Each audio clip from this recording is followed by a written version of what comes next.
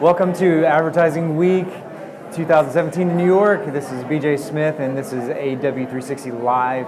And you can't have Advertising Week, especially in this day and age, without talking about data. So we have Neil O'Keefe with Data Marketing Association. Welcome. Thanks, BJ. Good to be here. Great. So let's talk a little bit about data. One of the things that's really interesting is trying to figure out how to create that experience for the customer using data and still making it a positive experience.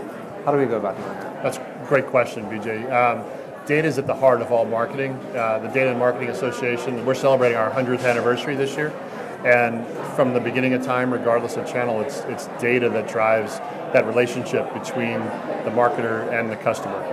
So as more and more data is available, the velocity and the volume of data today is incredibly advanced compared to where we were when we started out as an organization.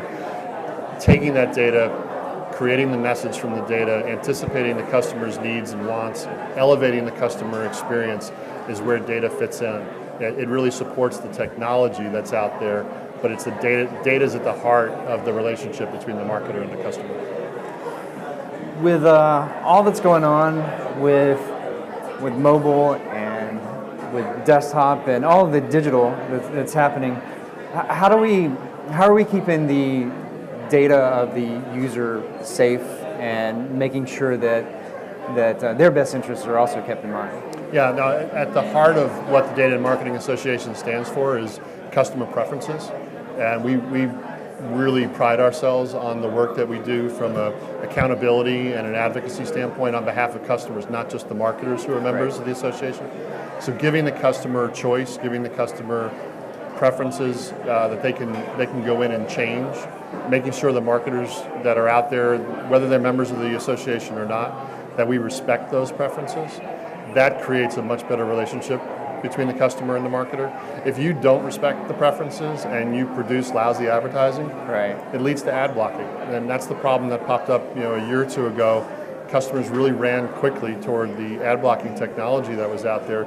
It's on the marketing community, it's on the associations to really stand by the right for a customer to choose and to set their preferences and to insist that the marketers deliver good advertising and respect customers' preferences. So is there a bit of education on behalf of, do we have to turn around and educate the marketers and even the people who are the website owners who are displaying the ads? Is there something that we can do to limit this ad blocking to make better ads, to make a better experience?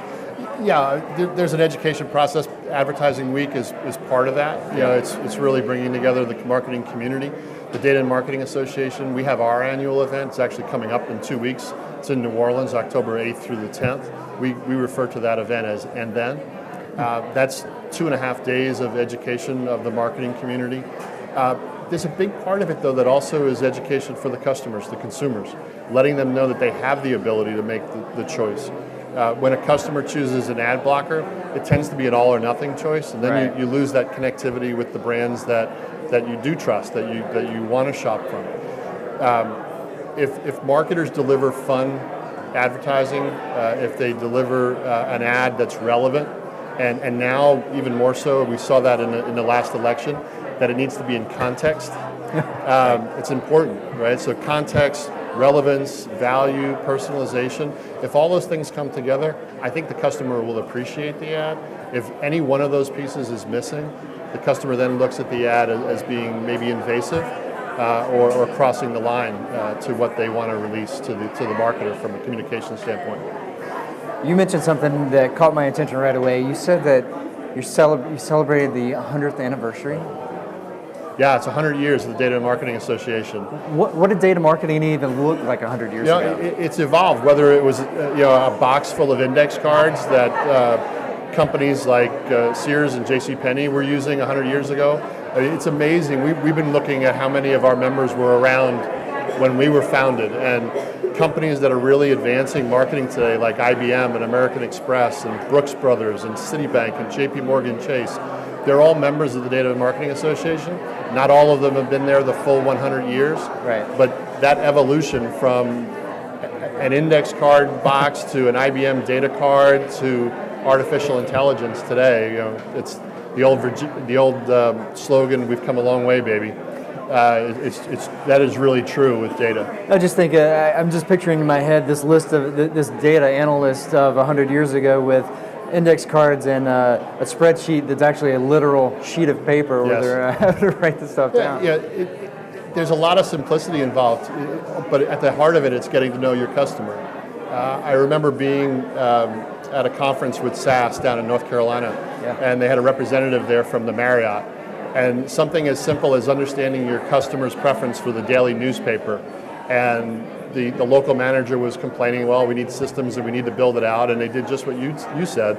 They took out a piece of paper, and when the customer checked in, they asked them what they would prefer. That was a way of getting it started. And then, yes, you can build the systems and the technology in behind to start it. But at the heart of it, it's just asking the customer, what do you prefer? What do you like? And if you can store that on an index card 100 years ago, or incorporate that into artificial intelligence today to have a better customer experience, it's a great step forward. It's interesting that you brought up SAS. I live about an hour and a half from their headquarters in they're outside of Cary, right? The Research Triangle Park area. That's right. And I have a few friends who actually work there, and I'm curious how much of the, and this is like outside of the exact scope of what we were talking about, but I'm curious how much of the reputation of the company as an employer translates back out into what the customer sees, because SAS is known as one of the best places to work in the country. And me as a customer, those are the things I take into account. As I'm doing research on a company, trying to decide if I want to hire them. I'm looking at their employee records. What are the employees saying about them? And I want to make sure that it's almost I'd say a social good, but it's internal good. Yeah. Look, we had the Apple event a week or so ago, and one of the quotes that came up in the conversation in the news story was Steve Jobs complimenting people on their creativity, and that it's up to the employer to give them the tools and the atmosphere to allow that creativity to come out. And I thought about that, and then your question with SAS.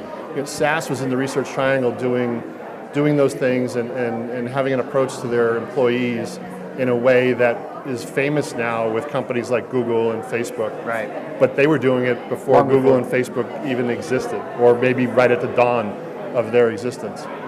So specific to those companies, if you have the ability to do that, to unleash the creativity of your employees, I think that's a great opportunity.